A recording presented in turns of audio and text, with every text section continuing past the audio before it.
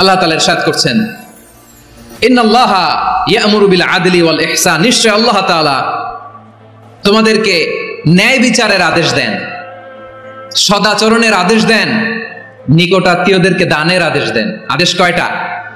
আওয়াজ করে সবাই বলুন তো কয়টা? নিশ্চয় আল্লাহ তাআলা তোমাদেরকে ন্যায় বিচারের আদেশ দেন, সদাচরণের আদেশ দেন, তিনি তোমাদের নিকট আত্মীয়দেরকে দানের আদেশ দেন, আর তিনি তোমাদেরকে অশ্লীলতা থেকে নিষেধ করেন, মন্দ কাজ থেকে নিষেধ করেন, অবাধ্যতা সীমা লঙ্ঘন থেকে নিষেধ করেন। তিনি তোমাদেরকে উপদেশ দেন যাতে তোমরা শিক্ষা গ্রহণ করো। সুবহানাল্লাহ। উপদেশ দিচ্ছে স্বয়ং কে? তিনটা জিনিসের আদেশ।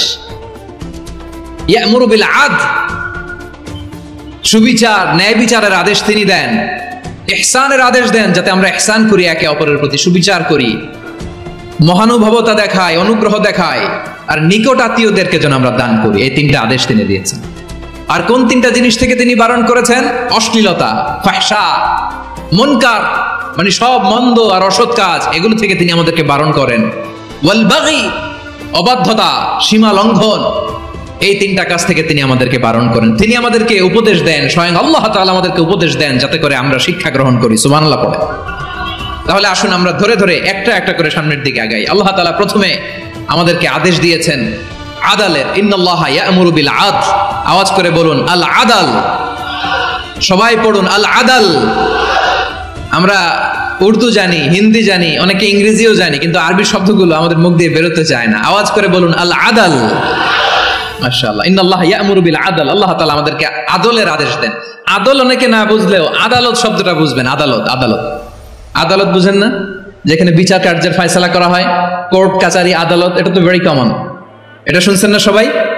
আদালত, যেখানে ন্যায় বিচার হবে, সুশাসন হবে। কিন্তু ভাগ্যের কি নির্মম পরিহাস, ওখান থেকে মিথ্যা সাক্ষী দিয়ে মনমতো রায় দিয়ে দেয়া হয়। এগুলোর পরিবর্তন হওয়ার দরকার আছে না নাই? প্রিয় ভাইয়েরা, আদালত, আল আদল, ইংরেজিতে বলে জাস্টিস, ন্যায় বিচার, সুবিচার, সুশাসন, জাস্টিস, আল আদাল। সব জায়গায় এই জাস্টিস থাকা দরকার। Justice should be prevailed in the society. The mission of all prophet was to uphold the justice. সব নবীর মিশন ছিল এই জাস্টিসকে, আদালকে, সুশাসন আর সুবিচারকে নিশ্চিত করা। পড়েন সুবহানাল্লাহ। And the core message of every divine scripture was to uphold justice. পৃথিবীর সব আসমানি কিতাবের মূল শিক্ষা ছিল এই জাস্টিসকে সমাজে এনশিওর করা, সুবিচার, সুশাসনকে এনশিওর করা। তাহলে প্রিয় ভাইরা, আমরা বুঝতে পারলাম আল আদল শব্দের মানে হচ্ছে ইনসাফ বা সুবিচার বা ন্যায় বিচার। এটা হচ্ছে একটা general meaning, very general meaning. আপনি যদি ইন ডেপথ বুঝতে চান, আরো ভেতরে যান, তাহলে আদল মানে হচ্ছে সমন্বয়, আদল মানে হচ্ছে ভারসাম্য, ব্যালেন্স। আদল মানে হচ্ছে মধ্যম পন্থা। সুবহানাল্লাহ পড়ে। কারণ সব সময় সমান সমান হইলেই সুবিচার হয় না। কথা কি বুঝতেছেন? ইসলামের দ্য কনসেপ্ট অফ আদল, এটা এমন আদল, এটা সব সময় সমান সমান নয়। যখন সমান সমান দেয়া দরকার, ইসলাম সমান সমান দেয়। যখন ব্যালেন্স করা দরকার, চেক এন্ড ব্যালেন্স, সমন্বয়, ভারসাম্য করা দরকার, তখন ইসলাম ভারসাম্য করে দেয়। এটার নাম আদল। সুবহানাল্লাহ।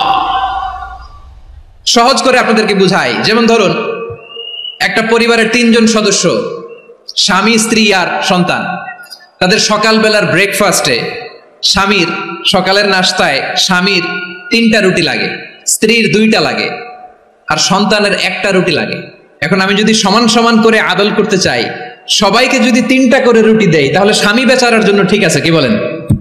কথা কি বুঝতেছেন না কষ্ট হয়ে যাচ্ছে?